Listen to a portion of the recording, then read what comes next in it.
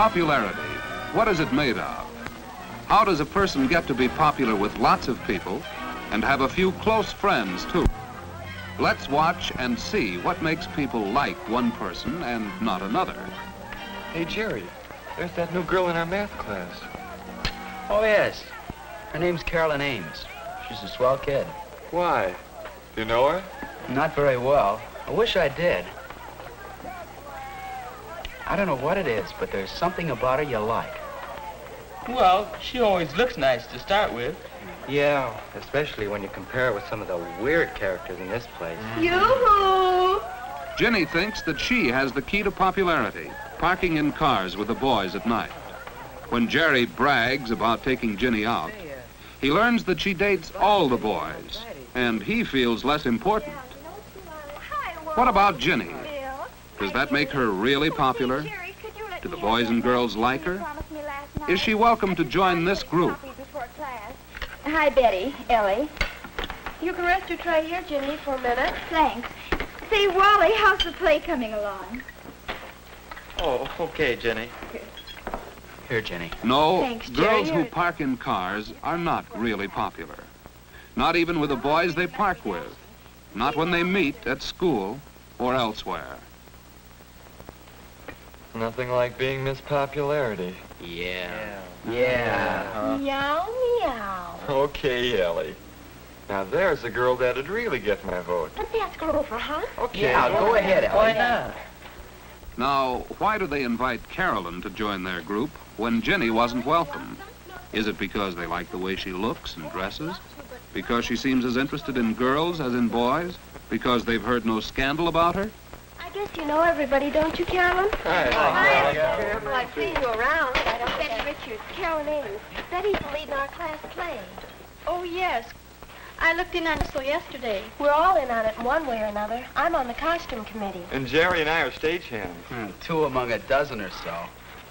How about you, Wally? Where do you fit in all this? Oh, I'm a one-man team that does a job with no glory attached. I gather the props together, and boy, what a headache. You sound like you need a helper. Could I lend a hand? Would you? I mean, would you really? Sure, I'd like it. I don't know anything about props, but I could learn. Well, I need some help, too, Carolyn. Hey, lay off. I saw her first.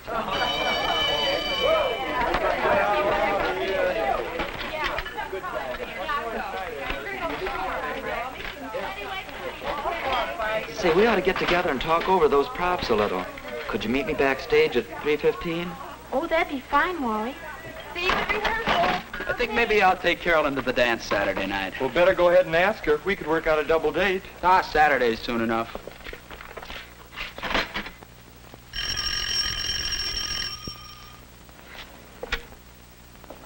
Hello? Oh, hello, Wally.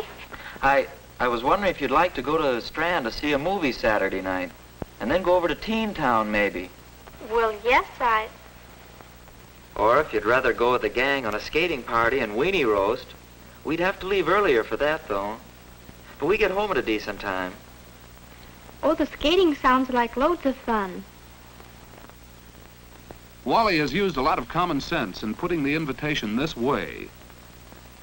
It shows he has thought about what Carolyn might like, and he has implied his price range, so she will have some idea of what he can afford when she makes her choice.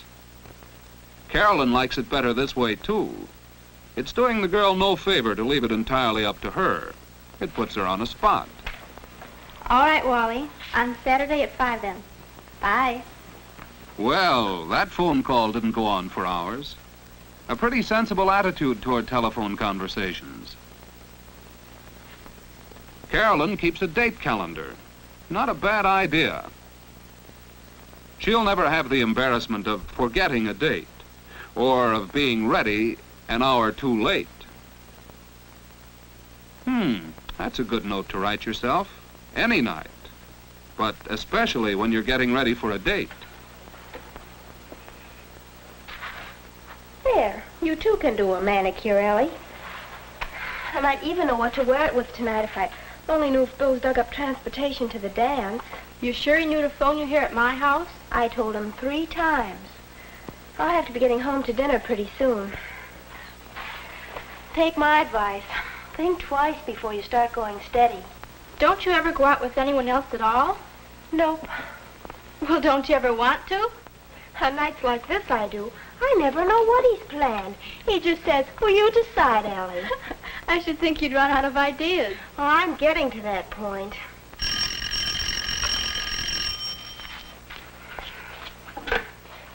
Hello? Oh, hello, Jerry. Oh, the props are coming along all right. That's good. Hey, Carolyn, how about a date? Well, I don't know, Jerry. When did you have in mind? Well, what are you doing tonight? I'm awfully sorry, but I have a date for tonight, Jerry. Tomorrow? No, I'm sorry. Well, call me early next week, Jerry. Okay, Carolyn. Thanks a lot just the same. Goodbye. Can you imagine that, Ellie? He wanted a date for tonight. Sounds like you're asking her so late went over like a lead balloon, Mother. Maybe so. Well, let's see what else we can do about tonight. No, it isn't too promising for Jerry. But after all, it's no compliment to any girl to call her so late she thinks she's a very last resort. And sometimes a girl likes a chance to get ready for a date.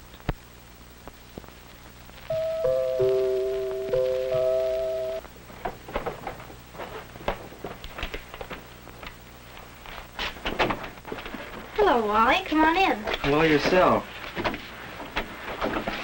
Gee, look at you, all ready and right on time, too. That's a good deal. Thanks. Mother, are you busy? I'd like you to meet my father. Dad, this is Wally Johnson. Well, hello, Wally. How do you do, Mr. Ames? Here I am, darling. And I suppose this is Wally. That's right, Mrs. Ames. How do you do? Well, it's nice meeting you. Oh, excuse me a second. I forgot my scarf. I'll be right back. Don't let me interrupt your eating, Mr. Ames. Well, thanks, Wally.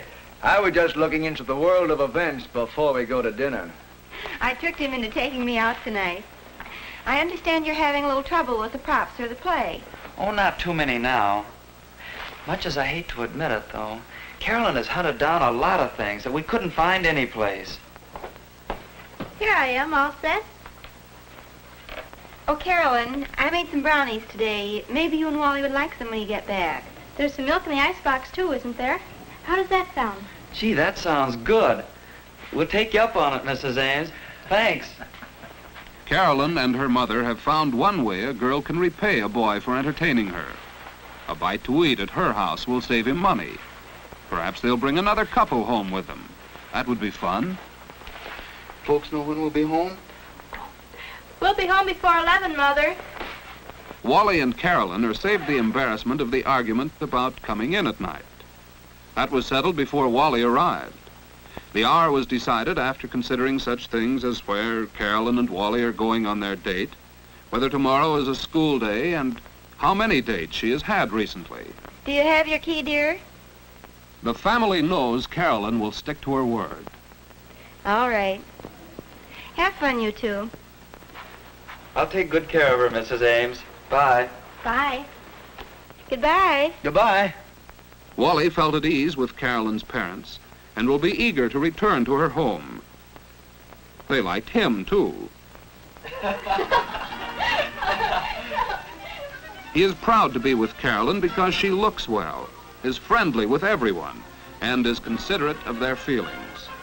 She likes him for these same reasons, and also because he is fun to be with. Home, parents, and personality all help boys and girls to be popular.